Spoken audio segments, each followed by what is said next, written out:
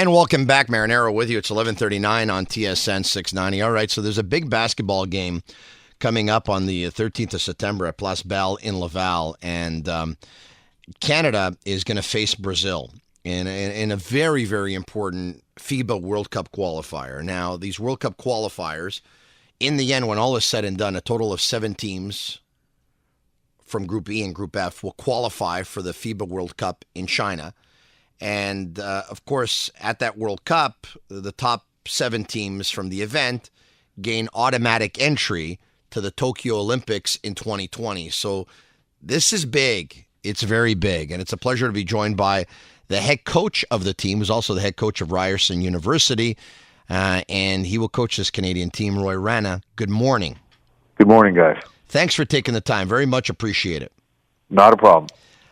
Canada has had their share of success, also their share of disappointments in the past when it comes to basketball. What do you and your staff have to do to take this to now another level? Oh, we just got to continue to rely on ride the backs of our players. I mean, we've got tremendous young talent. I think it's pretty obvious that basketball in this country is in a pretty special place, and now it's time to try and deliver. And hopefully we play well on the 13th and get a win and keep moving on. Speaking of the talent, the Canadian talent, I mean, shortly after, there's the NBA camps that open up. Is it hard for you to be able to convince players to come earlier and come into camp and play these games? I don't know if it's about convincing. I think it's all about understanding everybody's unique challenges to get here and participate in a challenging time with not just NBA players about to begin training camp. Most of our European players have already begun with their teams internationally. So, fly them back and get them ready to get going as well. I mean, there's lots of challenges in the windows, and certainly schedule is a huge part of it. How challenging is this, not only this tournament, but this new qualification format? It's tremendously challenging, right? It's something that we've never done before. We've never had to involve as many players, involve as many coaches.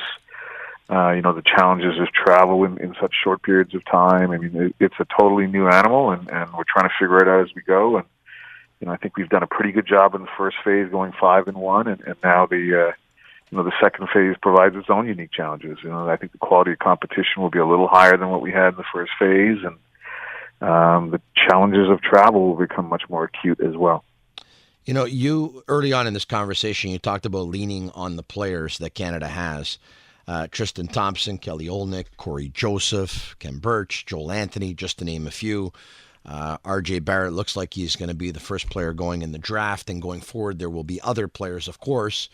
Is Canada entering a golden generation?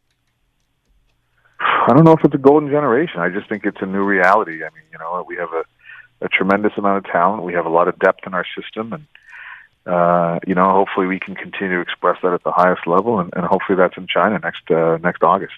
Teams have an identity. If I would ask you the identity of your team, or the type of basketball team you want to coach, what kind of team is it? Well, I think it's a hard thing to say about identity of individual teams, especially when they come together so quickly and we're involving so many different players. But I think it's more about the identity of Canadian basketball, and I think our guys are passionate, we're tough, we battle, and we're pretty skilled and we're pretty talented as well. So if we can express that on the floor on the 13th, I think that's going to be our first foundation. Every team is going to be different in every window, but if we have common character traits and common traits of how we play, I think we can be successful. In terms of challenges, given the amount of time you have together, and obviously it's when you play for a national team, you don't spend as much time as you do when you play for your regular team. Chemistry. How tough is it to develop chemistry in such a short period of time? I mean, yeah, it's certainly challenging. It's not easy to do. But again, we have a lot of players who've come up together, who've been around each other, and I think they love each other. I think there's a lot of real, genuine care for each other, and chemistry is based on that foundation. So, I'm hoping that we step on the floor and we play with each other and for each other, and if we do, we'll be fine. How many wins do you think, as you project, that your team's going to need to qualify for the World Cup?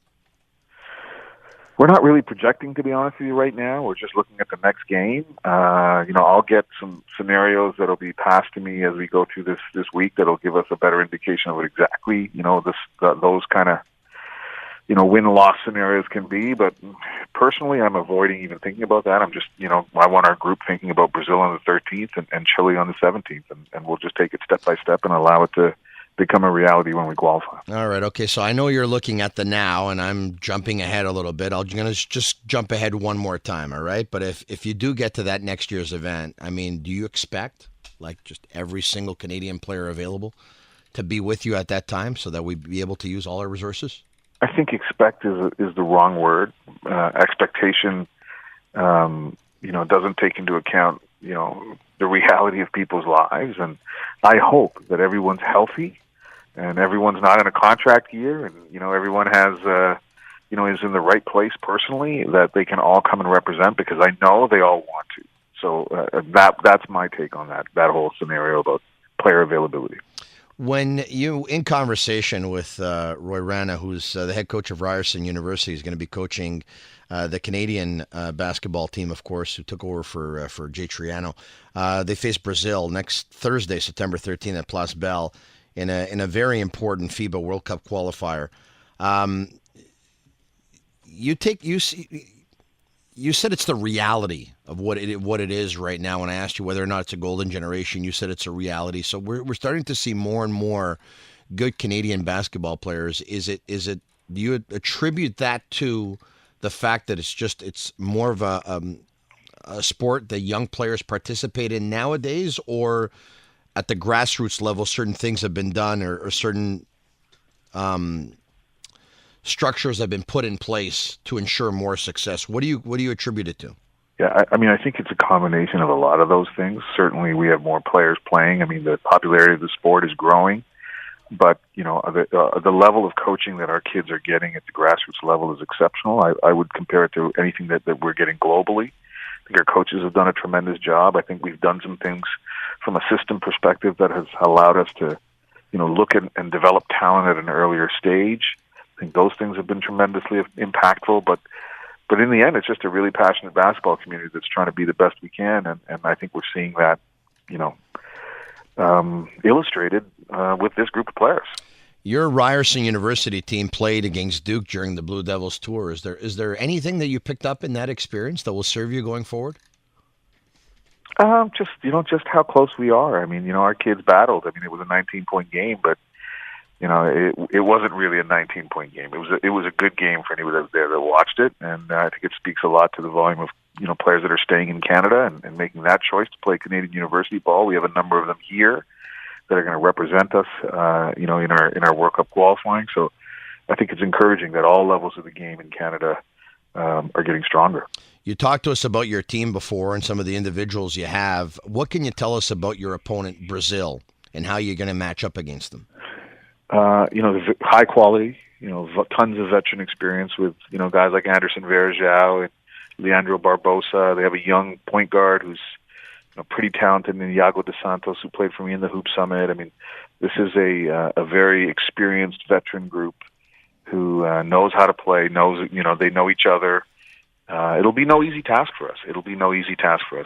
We'll have to play well, and we'll have to play the right way, and if we can do those things, I think we have a strong chance of being successful. And if we can pack the house and give you the support, of course, that you and your players deserve, that would be even better, right? So fans, you can pick up your tickets at evenco.ca. It's the big game between Canada and Brazil next Thursday, September 13th at Place Bell in LaSalle for a very critical FIBA World Cup qualifying game. Thank you so much, Coach. We appreciate taking the time. Thank you. There you have it.